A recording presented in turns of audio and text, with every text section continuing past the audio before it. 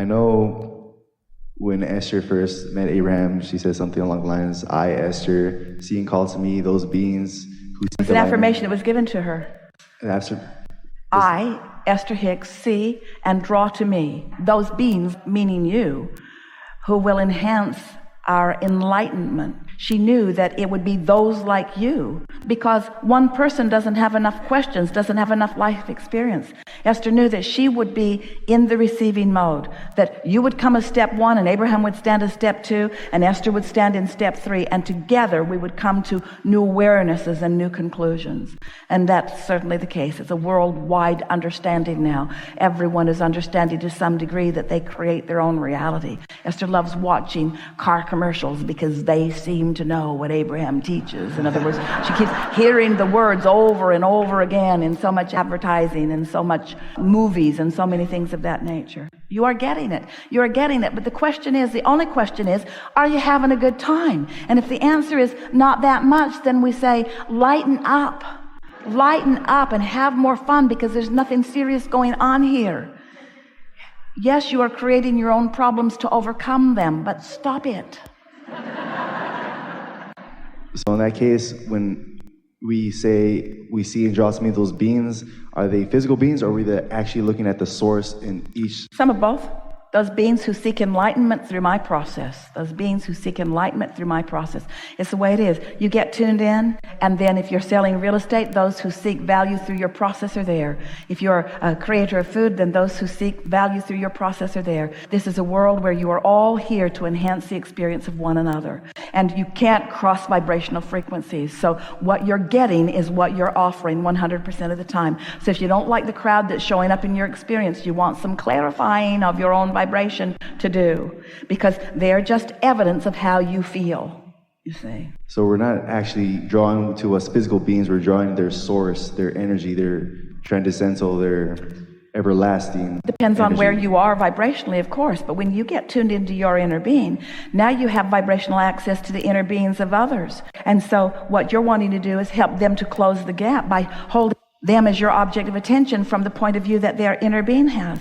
When you're tuned in and you focus on anyone, whether they're across the world in another country or whether there's someone sitting across the table from you, when you hold them as your object of attention, your inner being and their inner being are at one with you. And so that's what upliftment is. You have the potential of holding that vibrational frequency, which makes it more probable than ever before that they might, at least for a moment, achieve some alignment with who they really are. That's why they feel good around you. That's why they want to be with you. But if there's too wide of a gap, if they've got too big of a gap between what they're usually doing and their own inner being, then you syncing up with their inner being and your inner being, you're going to annoy the life out of them. They're not going to want to have anything to do with you. You're going to seem far too intense to them, or far too happy. That guy's just too happy. Just too happy for me. Too much well-being going on there. He needs to focus in the real world and figure out what's really going on. You'll be going like this. But if it's someone you really care about and you continue to hold them as your object of attention, and that could be anyone, it could be those strangers on the other side of the world, and you find a way to focus and feel good and focus and feel good so that you are in sync with them and all of their inner beings, now you have the opportunity to be like a satellite dish that is beaming down the ideas. You may be the receiver of the idea. You may be the receiver of the idea, hear this, to the solution to their plight. And now you're not just the receiver of the idea, you are the vibrational transmitter of the idea. There is much greater likelihood, since thoughts are in the air, that someone will receive that transmission and act on it. Maybe even one of them, you see. Uplifting is the biggest business going, you see. You must uplift. It's who you are. It's who you were born to be, you see.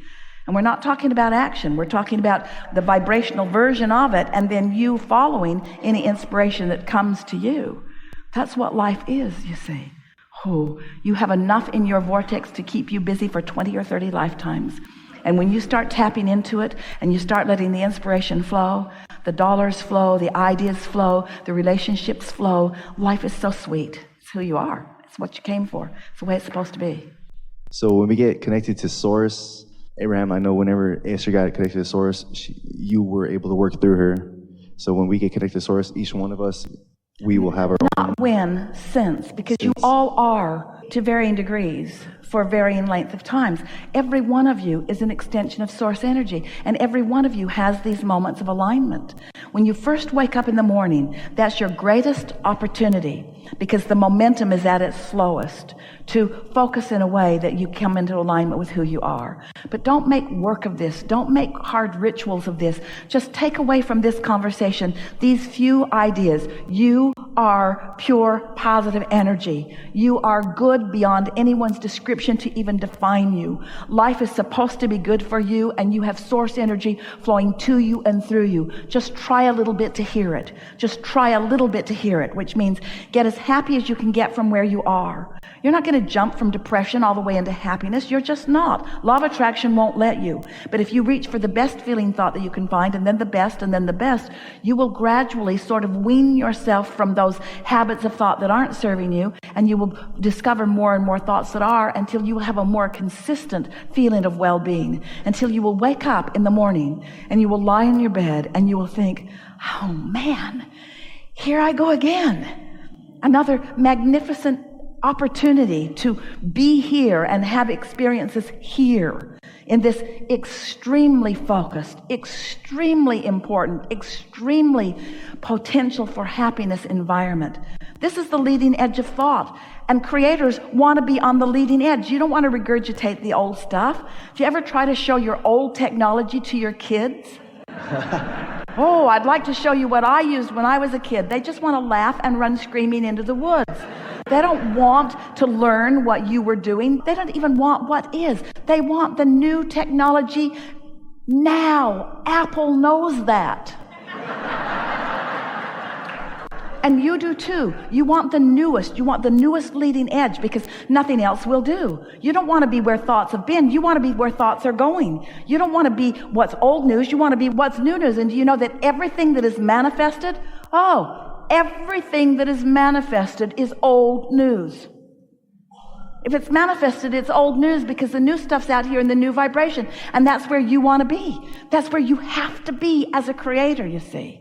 So you're not ever going to be happy unless you're going with the flow of your own ideas. And the satisfaction, the reward, the bonus of that, the bonus of being zen enough, being chilled enough, being kind enough to yourself enough, being relaxed enough that you can actually receive an idea that, as far as you can think, you've never had before in all of your life, and neither has anyone else. Here's this new idea.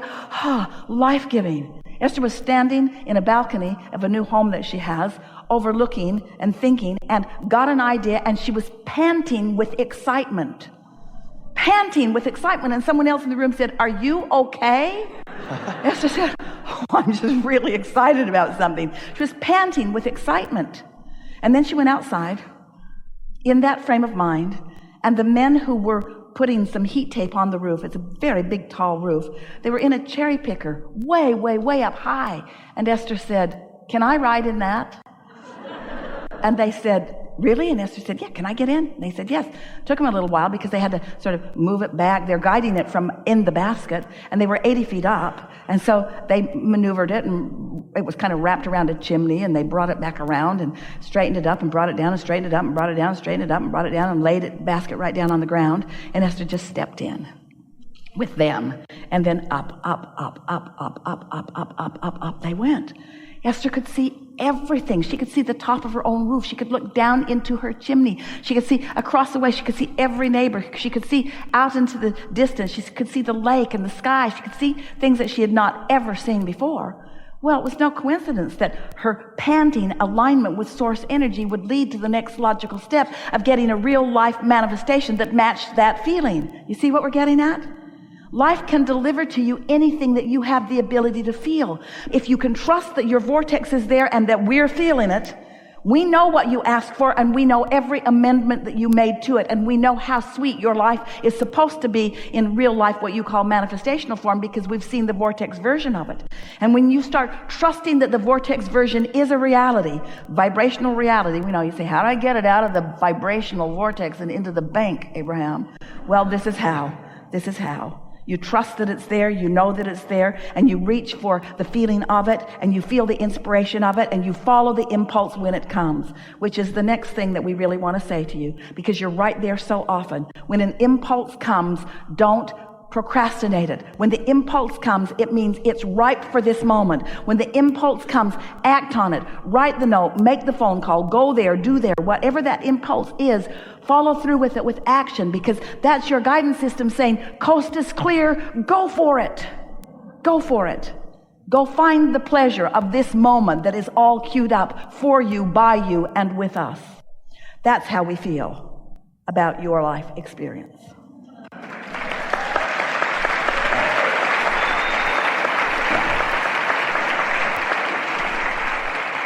Thank you. Thank you, Abraham. I have love for everyone. I have love for all beings, spiritual and that. I just want to tell you as well, I love you. Yeah, it's clear to us. It's clear to them, isn't it? Yeah. Humans do not often start with the premise that well-being is the basis of your life experience. You've already sort of heard from others who have forgotten that. And so it's easy for humans to start with the premise that things are going to go wrong unless I wrestle them to the ground and kill them. When the reality of it's the other way. Things are going to go well unless you do that thing that you do that blocks it off. And yes, there's non-physical intention. Sometimes you come with intentions of what others want to call diversity because you see it as your opportunity for clarity and strength. It's something that you want in this physical life experience. That's why it's so important that you mind your own business and not try to figure out what everybody or anybody else is doing about that. So then in a sense where they say the diabetes, heart disease is predetermined, like genetically, you don't have to accept that? Not only do you not have to accept that, it's foolishness to accept that. We are not wanting to discourage you about the state of your medicine, especially in your environment, but they are still practicing it. The human body is such a mystery. And it's because they have not yet hit upon the vibrational component that is everything, you see.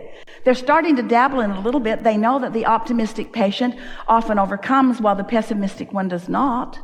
But you have to factor everything in. You don't know whether somebody's ready to make their transition. You don't know if it's their path of least resistance. And so they're just collecting data and then trying to connect the dots in between. And what we're wanting you to hear is that your life causes you to ask for what you want. And if you line up, you will get what you want. No exceptions every single time. No exceptions every single time. No exceptions every single time.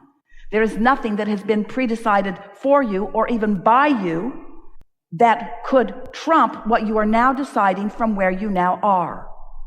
People say, well, isn't it my path? Don't I have a destiny? Isn't there predestiny? Isn't there something that's already been decided? Yeah, you decided to come here and be the deliberate creator of your own experience. You came here to mix it up and to choose and decide and define. You came here to launch rockets, and you came here to use your guidance, and you came here to use the benefit of source energy, to come into alignment with anything and everything that you want. You came here to be the manifester, the full realizer of anything that your mind could conceive. Napoleon Hill said it. If the mind of man can conceive it, then this time-space reality has the ability to give it to you in full achievement. We use different words, but that was basically what he said. If you can want it, you can have it. But there's a piece that has to go in there. You have to want it and believe it. And a lot of times you have developed beliefs before you even knew about beliefs, before you even knew about vibration. And so now you have some thinking to do. Now you have some thinking and feeling to do. Now you have some restructuring of your thoughts to do. But don't try to think thoughts, because law of attraction is delivering your thoughts.